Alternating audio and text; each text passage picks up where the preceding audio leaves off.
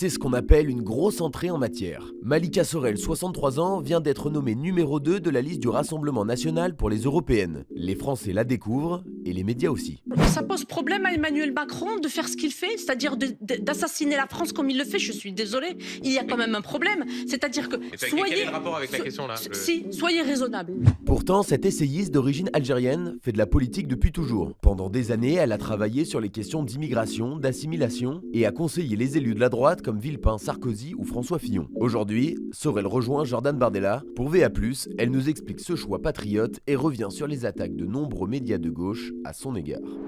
Bonjour Malika Sorel. Bonjour. Merci beaucoup d'être chez nous. Vous êtes la numéro 2 de la liste de Jordan Bardella pour les élections européennes. Et une première question, comment s'est passée cette nomination? Comment étaient vos liens en amont avec Jordan Bardella et Marine Le Pen pour finalement figurer sur cette liste? Alors, Marine Le Pen me connaît et me lit depuis longtemps. Elle m'avait rencontrée il y a une dizaine d'années sur le plateau d'Europe 1. Elle m'avait fait une proposition à l'époque pour il me semble que c'était une place au régional. Et puis là, pour les européennes, elle a repensé à moi et elle a chargé Jordan Bardella de me téléphoner. Il m'a appelé. Il m'a d'emblée proposé la place numéro 2, me demandant si je souhaitais de nouveau me mettre au service de la France. Il m'a dit, vous réfléchissez tranquillement. Et puis nous avons poursuivi la discussion sur le contenu de mes livres. Il m'a lu, il a lu tous mes livres. Il connaît parfaitement ce que j'écris, ce que je dis depuis des années. Et donc ça a été une discussion très conviviale sur les idées, sur la situation de la France. Et puis je lui ai donné ensuite, pas sur le champ, mais quelque temps après, ma réponse, et elle est positive. Vous avez hésité longtemps pour... Non, sur le fond, je n'ai pas hésité parce que j'estime que c'est aujourd'hui la seule liste qui porte véritablement la défense de l'Europe des nations et des peuples, celle que, en réalité, qui normalement aurait dû être celle que le général de Gaulle voulait, c'est-à-dire une Europe où les peuples additionnent leurs forces, les peuples européens, une Europe qui respecte l'identité des différents peuples, et non l'Europe que nous connaissons, qui cherche absolument à gommer l'identité des peuples et même à leur ôter tout levier de souveraineté. Donc non, je n'ai pas hésité longtemps. Bien sûr, j'ai demandé à mes proches, c'est-à-dire ma propre famille, puisque c'est toujours une aventure familiale d'entrer comme ça en politique de manière concrète, parce que j'ai toujours été en réalité dans la politique, mais dans l'ombre. Et là, j'entrais vraiment dans le combat électoral et leur réponse a été immédiate. Tu dois y aller parce que la situation le commande, l'exige et que tu as toujours voulu servir. Tu as essayé de le faire. C'est vrai que ces dernières années, je n'ai eu de cesse d'adresser des messages aux différentes personnalités politiques sur tout l'échiquier politique, parce que je ne suis pas sectaire. Je travaille sur les dossiers et j'en avais assez. Je me consumais de l'intérieur de devoir dire aux hommes et femmes politiques faites ci, faites pas ça, voilà pourquoi, etc. Et donc là, j'avais l'occasion enfin de porter mon combat, celui pour la France, que je porte depuis des années, et j'estime être en phase avec Jordan Bardella et avec le projet de Marine Le Pen. Alors justement, donc, en réalité, vous faites de la politique depuis longtemps. Oui. On a pu lire dans la presse que vous avez un réseau conséquent. Vous venez de le dire, vous parlez avec de nombreux politiciens. Est-ce que, avant le Rassemblement national, un autre parti vous a approché pour intégrer leur liste pour la prochaine élection européenne? Non, de manière concrète, non. J'ai eu une proposition pour participer à une rentrée parlementaire. C'est Marion Maréchal qui m'avait téléphoné, qui est très, de manière gentille, très civilisée, et je lui ai répondu spontanément non. Elle m'a demandé pourquoi. Je lui ai dit parce que je m'appelle Malika et que pour Éric Zemmour, Malika, c'est pas français. Par contre, Emmanuel Macron, lui, est français. Nicole Belloubet est française. Tous ceux qui, aujourd'hui, pour moi, participent à la déconstruction de la France sont français. Il y a beaucoup d'enfants de l'immigration comme moi, qui portent des prénoms arabes ou africains et qui se vivent comme français, qui aiment la France. Je veux absolument qu'on aille au fond des sujets et qu'on cesse les polémiques stériles qui nous divisent à un moment où jamais l'exigence d'unité nationale aura été aussi importante, aussi décisive pour le sursaut et même, j'ose le dire, pour sauver la France, parce que la situation, il ne faut pas se voiler la face, est gravissime. Donc vous faites référence à cette proposition de loi d'Éric Zemmour lors de l'élection présidentielle qui préconisait le fait d'obliger d'utiliser des prénoms français.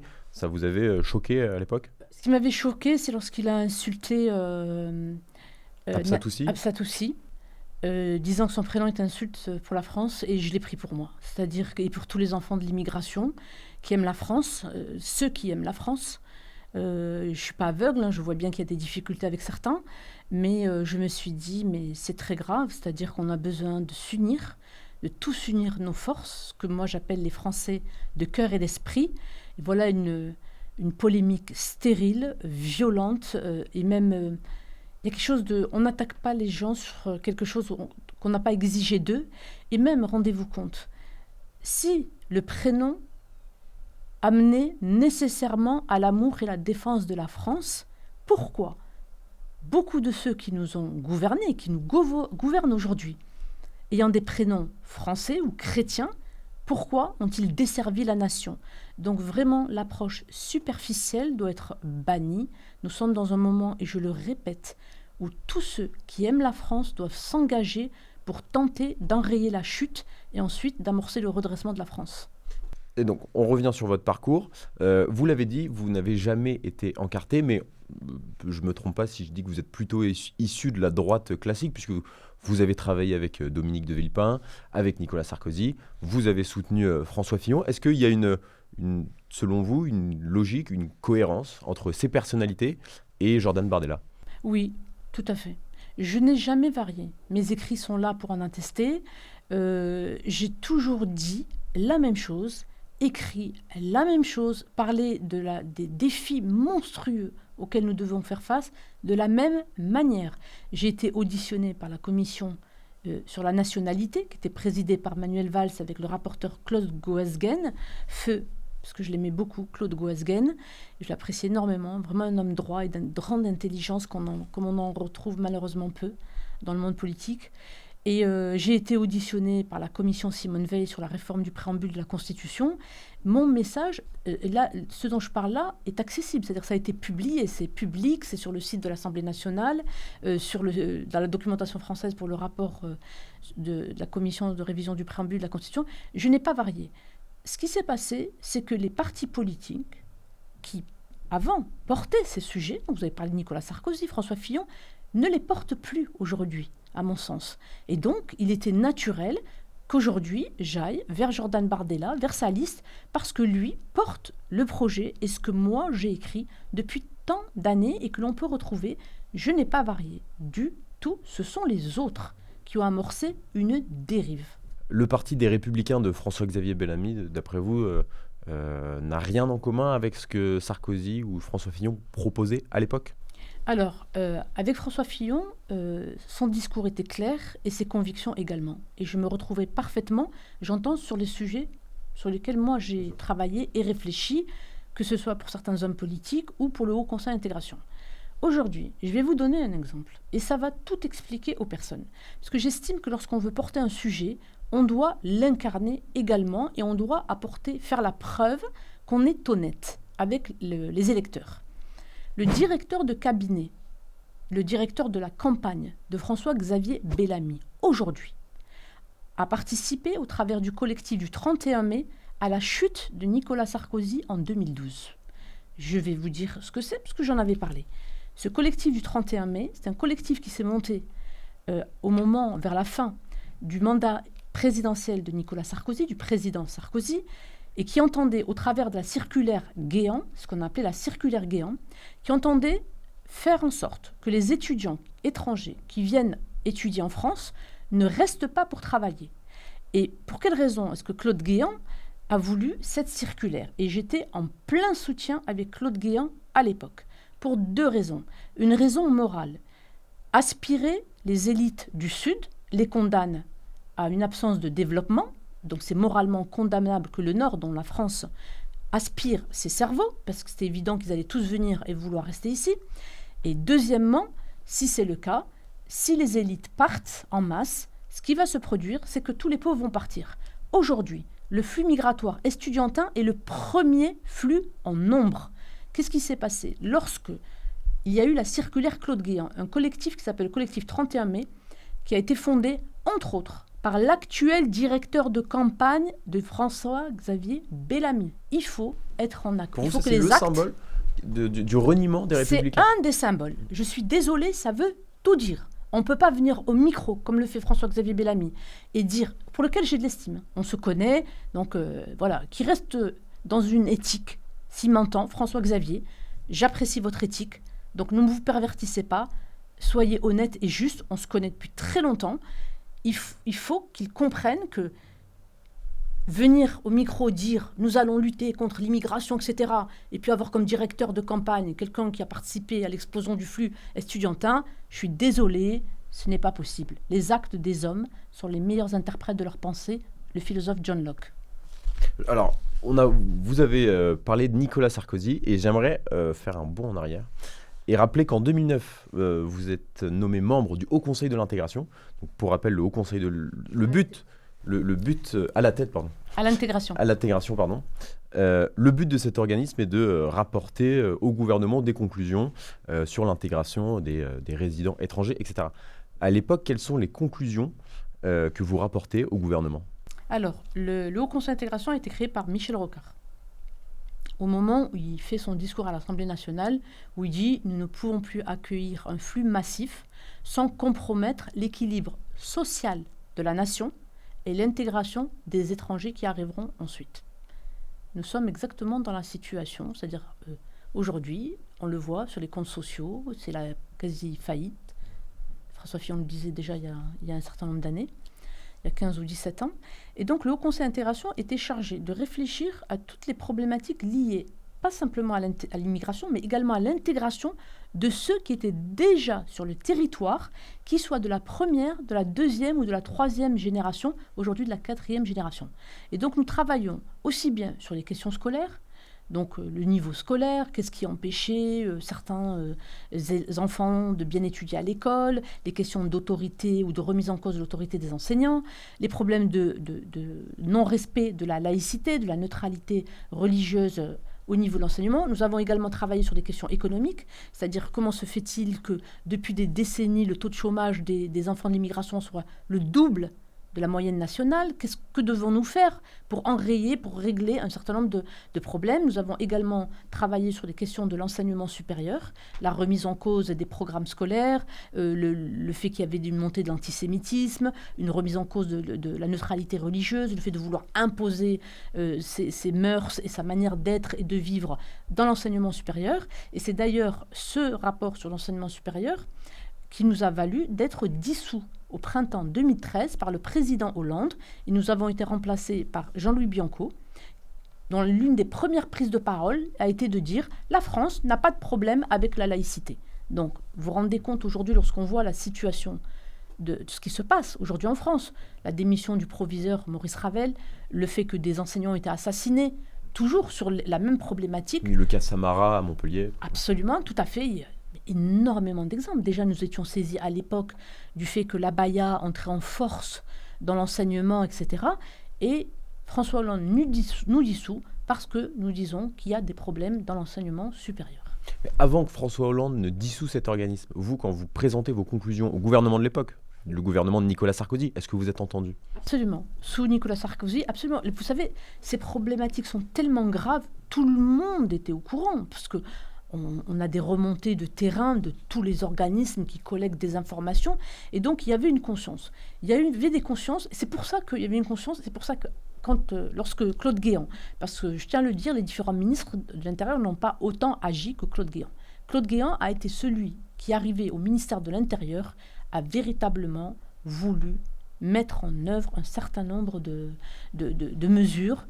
Et il a pris les sujets à bras le corps. Et pour moi, s'il avait été ministre de l'Intérieur c'est-à-dire si Nicolas Sarkozy avait été reconduit, nous n'en serions pas là. Vous avez un regard sur Nicolas Sarkozy plutôt complaisant par rapport à vos nouveaux confrères du Rassemblement national qui critiquent régulièrement le bilan de ce gouvernement de 2007 à 2012 sur la question de l'immigration. Parce qu'il y a une attente, c'est-à-dire que la situation est d'une gravité... les Français le voient aujourd'hui. Donc, il y a une attente. C'est-à-dire que tout le monde se dit, nous aurions dû agir davantage. Il faut véritablement se remettre dans l'époque et les mouvements étudiants qui accusaient Nicolas Sarkozy de racisme parce qu'il empêchait les étudiants étrangers de travailler ici. S'il n'y avait pas eu ces deux facteurs qui se sont additionnés, la chose aurait été différente. Mais là, il faut vraiment prendre conscience que le quinquennat de François Hollande et aujourd'hui depuis 7 ans Emmanuel Macron, c'est effrayant. La chute, nous ne savons même plus comment faire. C'est-à-dire que toutes les difficultés aujourd'hui éclatent aux yeux des Français, mais c'était déjà en gestation. C'est-à-dire que ça ne fait que s'étendre, et on n'agit pas. On est dans une impuissance de l'État. Je donne un exemple, par exemple, sur les questions de l'école. La question de l'école, il faut arrêter avec la question de la pédagogie. Si les personnes remettent en cause la laïcité, ce n'est pas parce qu'elles ne comprennent pas, c'est parce qu'elles ont identifié que la laïcité permet de tenir tous les autres principes républicains. Sans laïcité, il n'y aura plus de liberté individuelle, d'égalité homme-femme, de fraternité qui transcende les appartenances religieuses, les confessions religieuses. Et donc, il faut cesser de sous-estimer la force des autres.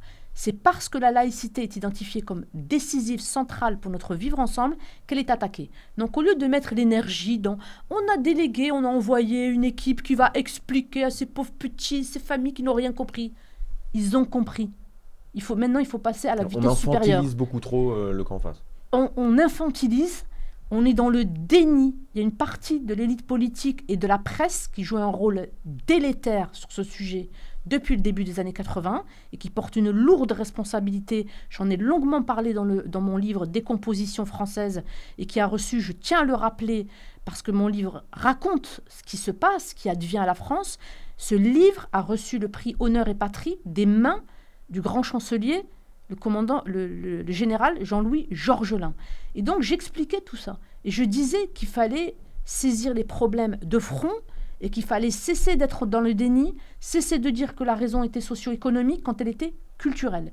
Et on n'écoute pas, et on continue aujourd'hui à dire, quand il se passe quelque chose, j'apporte toutes mes condoléances, je compatis, nous allons expliquer, nous allons déléguer une équipe j'allais dire démagogie, mais c'est presque de pédagogie, c'est identique, il faut arrêter.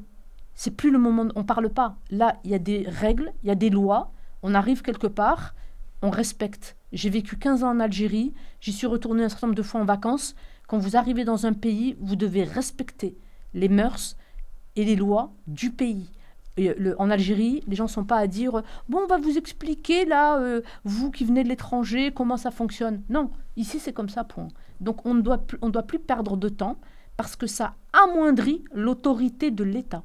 Vous avez évoqué votre livre « Décomposition française ». Le mot « décomposition » revient très régulièrement dans votre langage, dans vos interviews, dans vos interventions, etc. C'est un terme que vous utilisez en 2015, puisque votre livre sort en 2015. Et depuis, la décomposition en France s'est-elle accélérée dans certains domaines? Comment vous l'observez? Alors, mon livre est sorti le 12 novembre 2015, c'est-à-dire la veille des attentats du Bataclan. C'est ça? C'est le 13 novembre. C'est le 13 novembre. Voilà, non le 12. Décomposition française, dès l'introduction, j'explique ce que c'est. C'est la partition dont François Hollande a parlé ensuite. C'est le séparatisme dont le président Macron a parlé ensuite. Donc, il faut bien comprendre ce que cela signifie. Ça veut dire que nous ne sommes plus un peuple indivisible, que nous sommes face à des communautés qui se dressent les unes contre les autres, à un refus, par une partie, de respecter les lois de la République. Et si on ne respecte pas le même corpus de lois qui sont basées sur les idéaux de l'identité du peuple français, à ce moment-là, nous ne pouvons pas cohabiter, nous ne pouvons pas vivre ensemble. Ce que nous observons aujourd'hui à l'école, où 50% des enseignants disent s'auto-censurer. C'est-à-dire que les enseignants ne sont même plus en capacité de transmettre les savoirs qui sont, pour grande part, fondés sur l'identité de la France. Les programmes d'histoire, et puis après, il y a également la question des mathématiques, etc. Donc la question économique qui va se poser. Et donc vous êtes dans cette situation. Vous êtes dans cette situation où la violence des jeunes explose. Dans une situation où, bien sûr, tout s'est accéléré parce que nous aurions dû faire un moratoire ou réguler de manière drastique l'immigration. Vous vous apercevez que l'immigration peinent de plus en plus à s'intégrer culturellement et même à simplement s'insérer, c'est-à-dire respecter les lois de la terre d'accueil. Pourquoi est-ce que vous continuez avec un flux migratoire qui aujourd'hui tutoie les 500 000 personnes? C'est de l'irresponsabilité politique totale. On ne peut pas. Et j'ai toujours appelé la difficulté de l'intégration culturelle et de l'assimilation. Je les distingue tous les deux. J'ai écrit dans mes livres pourquoi la distinction, etc. Mais l'assimilation étant la dernière phase du processus. Oui. C'est le fait de choisir la France comme patrie, et j'explique que ça se joue sur le registre moral et affectif, qu'on ne peut pas obliger les gens à s'assimiler. On doit les obliger à s'insérer, c'est-à-dire respecter les lois de la terre d'accueil. Mais s'assimiler, on ne peut pas obliger, mais si les personnes ne sont pas assimilées, on ne doit pas leur donner la nationalité française. Pourquoi? Parce qu'il y a également le droit de vote. Le droit de vote, c'est le fait que vous devenez architecte du projet politique collectif qui est basé sur les mœurs, sur l'héritage culturel des Français. Donc si on ne partage pas, si on n'endosse pas l'héritage culturel des Français, il est évident qu'on va choisir un autre projet de société. Donc c'est extrêmement important. Donc je disais tout ça et je disais, attention, aujourd'hui nous avons la question de l'insécurité. Et en même temps, alors que nous observions toutes ces difficultés, une partie de la classe politique, et puis des médias, de tout ce qui est milieu artistique, culturel, n'a eu de cesse de dire que la France, la repentance, que la France était coupable de tous les maux. Le summum, ça a été Emmanuel Macron, candidat à la présidence, il devient président, qui avait accusé la France de crimes contre l'humanité. Comment voulez-vous que des enfants d'immigration puissent respecter des gens dont on leur dit ça a été le bourreau de vos ancêtres, le bourreau de vos parents. Et toutes vos difficultés actuelles, y compris à l'école, c'est la cause des Français d'origine, c'est-à-dire les Français de culture européenne. Donc en réalité, toute cette approche a injecté le poison de la haine dans le cœur d'une partie des enfants de l'immigration qui aujourd'hui se dressent contre la France, et on le voit également à l'école avec la violence qui monte. Et ce qui est extrêmement important de relever, c'est que ces enfants, qui pour certains ne connaissent même pas le pays d'origine de leurs parents, un pays qui a été à l'origine de l'exil de leurs parents, parce qu'ils sont partis, parce qu'ils voulaient mieux vivre, etc., ne se retournent pas contre le pays d'origine. Ne disent pas c'est le pays d'origine qui n'a rien donné à mes parents qui ont dû s'exiler pour pouvoir manger, se nourrir, avoir un toit. Et donc, il y a un problème de construction du socle de reconnaissance. Et sans ce socle de reconnaissance envers la France, envers la terre d'accueil, nous continuerons à avoir un accroissement des violences contre la société française. Donc il faut que tous les acteurs prennent conscience que ce discours de la repentance, le discours également qui consiste à dire que tout n'est qu'une question économique, alors que c'est complètement faux. Dans mon livre, je donne les chiffres. Et puis, il y avait autre chose qui aurait dû attirer l'attention. Au Conseil d'intégration, nous étions en contact avec le correspondant dans les autres pays européens. Comment se fait-il que les pays du nord de l'Europe, qui n'ont pas de passé colonial, subissent les mêmes conséquences? Vous voyez? Oui. Donc, ce n'était pas le passé, mais le passé a été utilisé, instrumentalisé, utilisé comme bouée de sauvetage à cause d'une partie des élites françaises qui n'ont eu de cesse de répéter aux enfants d'immigration qu'ils étaient uniquement des victimes et qu'eux n'avaient aucun rôle à jouer dans leur insertion et dans leur intégration culturelle. Alors, je reviens sur ce que vous dites parce que vous expliquez que depuis de nombreuses années, vous alertez sur ces sujets, etc. Et vous avez dit, il y a une semaine, je crois, sur François, il y en a assez de déconsidérer les gens de mon origine. Est-ce que vous pouvez nous expliquer ce que vous entendez par cette phrase, c'est-à-dire on ne vous a pas pris au sérieux pendant longtemps et qui vous déconsidère? Alors, je pense que ce n'est pas François, c'est peut-être dans Le Monde France Info ou les France Info. France Info, pardon. Oui, France Info, c'était face à Gilles Bornstein, oui, qui m'a reçu de manière extrêmement virile. C'est le mot qu'il a employé en dehors de l'antenne. Et je lui dis, il n'y a aucun souci, parce que dans le Maghreb, même les femmes sont viriles. Et donc, j'assume pleinement, c'est-à-dire que si on parle du fond des sujets, aucun souci. Mais ce à quoi j'assiste depuis que j'ai déclaré dans le Figaro que j'étais numéro 2 de Jordan Bardella, c'est une tentative, et ça se poursuit, de procès en délégitimation. Vous avez même quelqu'un comme Éric Ciotti, qui, au micro de Sonia Mabrouk sur CNews, a dit, le dimanche où ça s'est su, parce que c'est sorti dans le Figaro un dimanche, et il a dit, moi, je prends des gens enracinés. Sous-entendu que moi, Malika, avec tout ce que j'ai écrit depuis le début et tous mes engagements, je ne suis pas enracinée. Donc oui, au travers de moi, C'est clair et net, et j'en prenais pas conscience. Et j'ai été alertée par un certain nombre de Français d'origine, mais également de l'immigration, et qui m'ont dit, avec ton parcours, avec votre parcours, jamais on n'aurait fait le procès en délégitimation qu'on vous fait depuis que vous vous êtes déclaré. Et je trouve ça extrêmement grave. Pour quelle raison ? Parce que ça, c'est du pain béni pour les islamistes. Tous ceux qui combattent la France. Sur le mode, regardez le parcours qu'elle a. J'ai tout de même un parcours académique irréprochable. Regardez le parcours qu'elle a eu depuis qu'elle est en politique. Elle n'a eu de cesse de clamer son amour de la France, de défendre la France. Et regardez comment on la maltraite. Regardez comment la presse, excusez-moi du terme, lui crache dessus. Et le message, c'est lequel ? Parce que j'ai même un ami qui est dans la police, qui est d'origine maghrébine. Mais le message, c'est quoi ? Aux enfants de l'immigration, ne vous intégrez pas.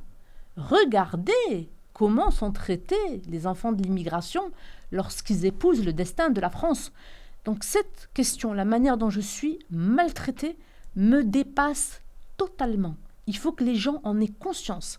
Nous devons juger les personnes sur ce qu'elles font ou ne font pas et devons absolument renouer avec le modèle français, c'est-à-dire aveugle. Le modèle français est aveugle à l'ethnie, à la race, à la religion, au prénom.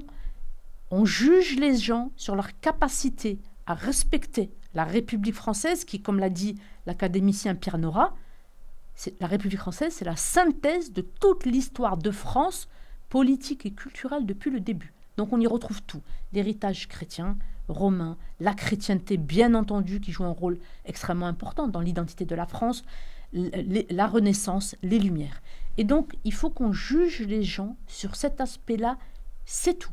Mais au travers de moi, il est évident qu'il y a également cette dimension d'exemplarité et le fait que les islamistes se disent regardez, quand on s'intègre, on est maltraité. Surtout, n'épousez pas le destin de la France. Et donc, je dis aux enfants de l'immigration qui me ressemblent, qui aiment la France, de s'engager aujourd'hui, parce que demain, il sera peut-être trop tard pour notre cohésion nationale. Et qui vous maltraite, si vous deviez zoomer plus précisément ? Beaucoup de la presse de gauche, qui se dit en réalité, vous savez, antiracisme, etc. Mais dans les faits, c'est le paternalisme. Mais il y en a qui sont allés même téléphoner à Sciences Po, parce que Sciences Po m'a appelé dans la foulée, téléphoner pour vérifier si c'était vrai ou faux que j'avais été major de promotion du MBA. C'est-à-dire que quand je l'ai su, j'ai appelé le journaliste. Je lui ai dit pardon, je lui ai dit attendez, est-ce que vous l'auriez fait pour d'autres ? C'est-à-dire, sous-entendu, mais quelqu'un de son origine, c'est pas possible. Vous faites référence à cet article du Monde particulièrement à charge ah oui, absolument. Sur votre parcours académique, etc. Sur tous les travaux que j'ai pu mener. Et ils ont soigneusement omis de citer une personnalité qui siégeait au Conseil d'intégration en même temps que moi, qu'ils ont eu au téléphone, qui a dit énormément de bien sur le travail que je faisais, parce que j'étais omniprésente dans tout ce qui se jouait au travers de ces questions au Conseil d'intégration. Et ils ont soigneusement omis de mettre son témoignage. Oui, ça a été une enquête à charge.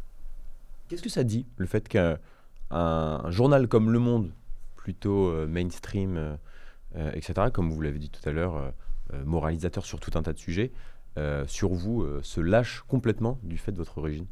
Je pense que ce qui se passe depuis que je suis entrée en campagne, il y a une fébrilité au sommet de l'État, puisque le président de la République est allé jusqu'à publier les SMS de nos échanges. Mais, que vous avez assumé. J'assume totalement. J'ai toujours voulu servir la France. Toujours. Et j'ai écrit à tout le monde. Pas pour réclamer un petit poste, pas du tout. Pour servir, point.